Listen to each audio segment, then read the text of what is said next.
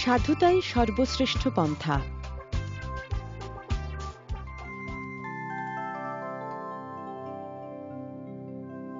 অনেক অনেক দিন আগেকার কথা।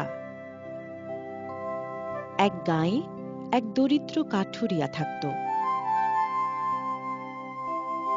একদিন সে এক গভীর জঙ্গলে নদীর ধারে কাঠ কাটছিল।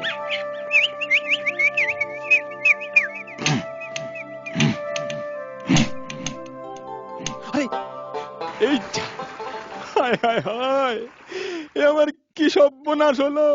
তার একমাত্র সম্বল কুড়ুলখানা জলে পড়ে গেল। সে মনের দুঃখে নদীর তীরে বসে কাঁদতে লাগলো। আরে কি সর্বনাশ! এবার আমি কাঠ কাটবই বা কি দিয়ে? এটি বা চলবে কেমন করে? ঈশ্বর, আমার কি ক্ষতি হলো! দরিদ্র কাঠুরিয়ার কান্না শুনে জলদেবতা তার সামনে আবির্ভূত হলেন। তিনি কাঠুরিয়াকে জিজ্ঞেস করলেন, বৎস, কি হয়েছে তোমার? তুমি কাঁদছো কেন? হে প্রভু, আমি এক দরিদ্র কাঠুরিয়া। আমার একমাত্র সম্বল কুড়ুলটা কাঠ কাটবার সময় হাত থেকে ফসকে নদীর জলে পড়ে গেছে। হে প্রভু, এখন আমার পেট চলবে কি করে?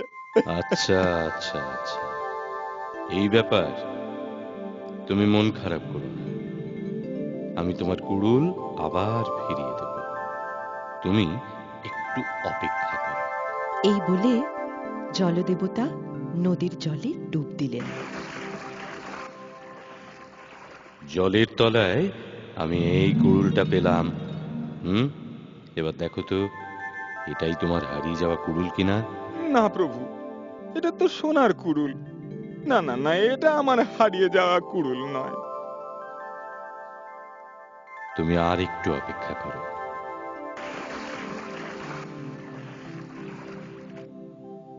দেখো তো বৎস, এটাই তোমার হারিয়ে যাওয়া কুড়ুল কিনা? এটা তো রূপোর কুড়ুল। না না না, এটাও আমার নয়।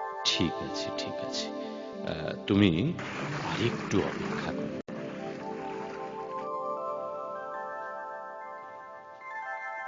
বৎস, এই নাও তোমার হারিয়ে যাওয়া কুড়ুল খানা। হ্যাঁ হ্যাঁ প্রভু, এই তো এই তো এই তো আমার হারিয়ে যাওয়া কুড়ুলটা। ধন্যবাদ ধন্যবাদ প্রভু, আমি আমি চিরকৃতজ্ঞ থাকবো আপনার অশেষ কৃপা।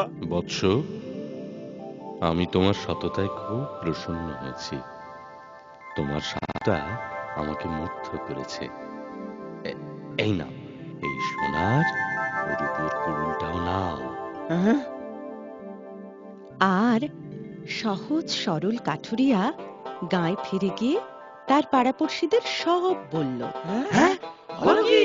হ্যাঁ, সোনার কুড়ুল! বাবারে! আমি আজই এই নদীতে যাব, আর গাছ কাটার বান করে আমি ওই সোনার উপর কুড়ুল হাসিল করব। আর সে কাঠুরিয়ার কথা মতো নদীর ধারে একটি গাছ কাটতে লাগলো।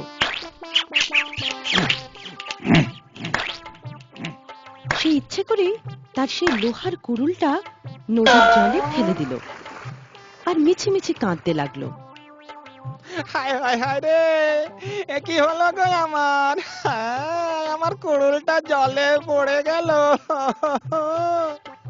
কই, কোন দেবতা তো এখনো এলো না। আমার কি হলো গো, আমার কুড়ুলটা জলে পড়ে গেল। এমন সময় জলদেবতা লোভী কাঠুরিয়ার সামনে আবির্ভূত হলেন। বৎস, তুমি কাঁদছো কেন? প্রভু, আমার কুড়ুলটা জলে পড়ে গেছে। দেখো তো, এই সোনার কুড়ুলটা তোমার কিনা? প্রভু, এই তো আমার কুড়ুল। লোভী, তোমার শাস্তি পাওয়া উচিত। সোনার কুড়ুল তো দূর, তোমার আসল কুড়ুলটাও আমি তোমায় ফিরিয়ে দেব না।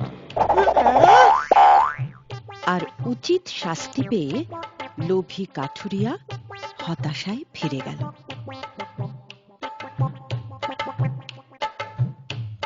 দেবতার কাছ থেকে সৎকর্মের জন্য যেমন পুরস্কার মেলে, কুকর্মের জন্য তেমনি দণ্ডও মেলে।